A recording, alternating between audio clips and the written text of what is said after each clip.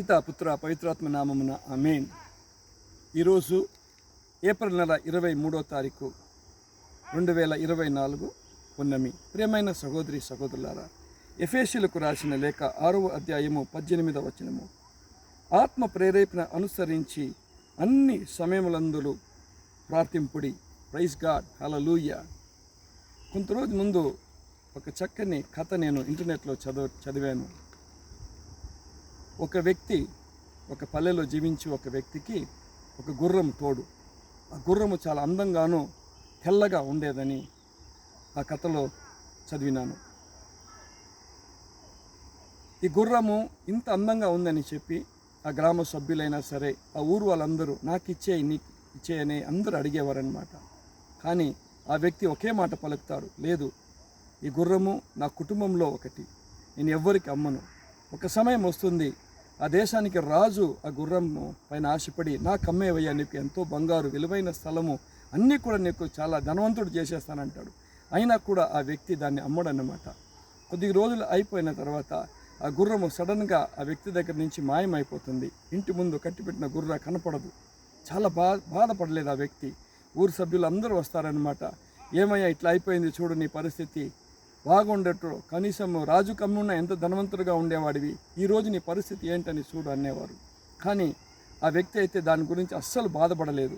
కొద్ది రోజుల తర్వాత ఈ ఒక గుర్రము అడవి ప్రాంతానికి వెళ్ళి ఇంకొక 12 గుర్రాలని తీసుకొని వచ్చేస్తుంది. అందరూ గ్రామ సభ్యులు అందరూ వస్తారు, చూడయ్యా ఎంత మంచి జరిగింది నీకు అంటారు. కొద్ది రోజుల తర్వాత వారి ఏకైక కుమారుడు ఈ గుర్రం పైన కూర్చొని సవారీ చేస్తూ కిందకి పడిపోయి కాలు ఇరగొట్టుకుంటాడు. అలాగే ఆ రోజుల్లో వచ్చేసి ఆ దేశం రాజు వచ్చి, రండి, ఎవరెవరైతే యువకులుగా ఉన్నారో అందరూ రాజ్యాని కోసం యుద్ధానికి వెళ్ళాలని పిలుస్తారు. ఈ అబ్బాయి కాలు ఎరగిని చూసేసి, నువ్వు రావద్దయ్యా అని చెప్పేసి మళ్ళీ గ్రామం వాళ్ళందరూ వస్తారనమాట. ఎంత మంచి జరిగిందయ్యా నీకు, కాలు ఎరగొట్టడం వల్ల నీ కుమారుడు బ్రతికున్నాడు, మా పిల్లల పరిస్థితి ఏంటో అప్పుడు ఆ వ్యక్తి చెప్తాడనమాట. అట్లా కాదు, ఏది నిజమో ఆ రియాలిటీలో మనం ఉండాలి.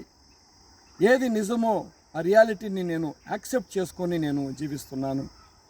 ఆ నిజం ప్రకారము నేను జీవిస్తున్నాను. ఒక సమయము నా దగ్గర ఆ గుర్రం ఉన్నింది, నాకు తోడుగా ఉన్నింది. కొంత రోజులు ఆ గుర్రం లేదు. గుర్రము లేదని ఒక జీవితము నేను జీవించినాను. ఎందుకు? రేపు దినము నాది మంచిగా ఉంటుందని ఒక నమ్మకం నాకు. అలాగే నా జీవితంలో మంచి రోజులు వచ్చింది.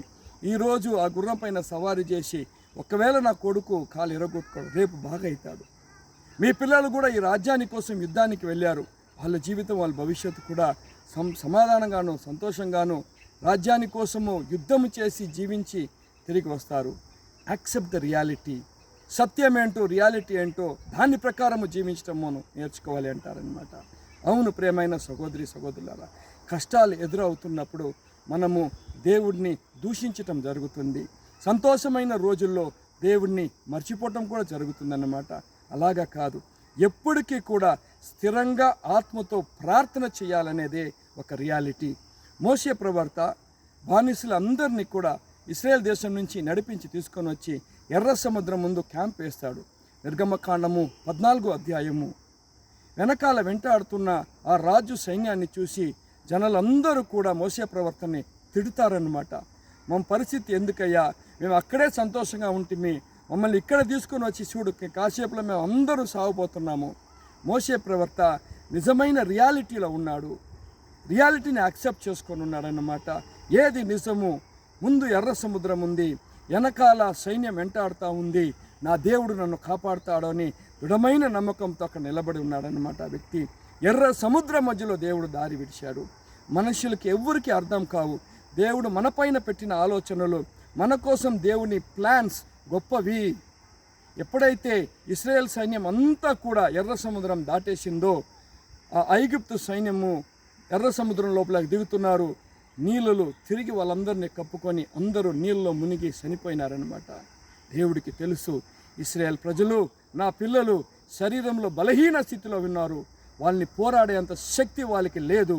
కావున దేవుడు వాళ్ళ కోసం చేసిన అద్భుతం ఇదే. ప్రియమైన సహోదరి సహోదరులారా, అప్పుల పాలై ఉండొచ్చు, ఒకవేళ మనల్ని ఏమైనా విచిత్రమైన రోగాలు వెంటాడొచ్చు, ఏదైనా సరే రియాలిటీని ఫస్ట్ యాక్సెప్ట్ చేయాలని మనకి బైబిల్ నేర్పిస్తుంది. అవును, ఈరోజు నేను అప్పుల పాలై ఉన్నాను, నా రేపు దేవుడు ఖచ్చితంగా మారుస్తాడు. ఈరోజు నేను రోగానికి పీడితమై ఉండొచ్చు, రేపు దినము నాకు ఖచ్చితంగా ఈ రోగం నుంచి నేను విడుదల పొందుకుంటాను. Accept the reality and let us pray together అంటున్నారు. హల్లెలూయా, హల్లెలూయా. ప్రియమైన సహోదరి సహోదరులారా, ఎటువంటి సమస్యలైనా మనకి ఎదురవచ్చు. నిజాన్ని మనము యాక్సెప్ట్ చేసుకున్నప్పుడు, దాని ద్వారా ప్రార్థన చేసినప్పుడు మన దేవుడు మనల్ని ఈ శ్రమల నుంచి బయటికి తీసుకువచ్చే దేవుడుగా ఉన్నారు. ఈరోజు మన బలహీనతని దేవుడు ముందు రియాలిటీగా యాక్సెప్ట్ చేసుకుందాము. రేపు మనకి ఆశీర్వాదమైన రోజు. ఆమేన్.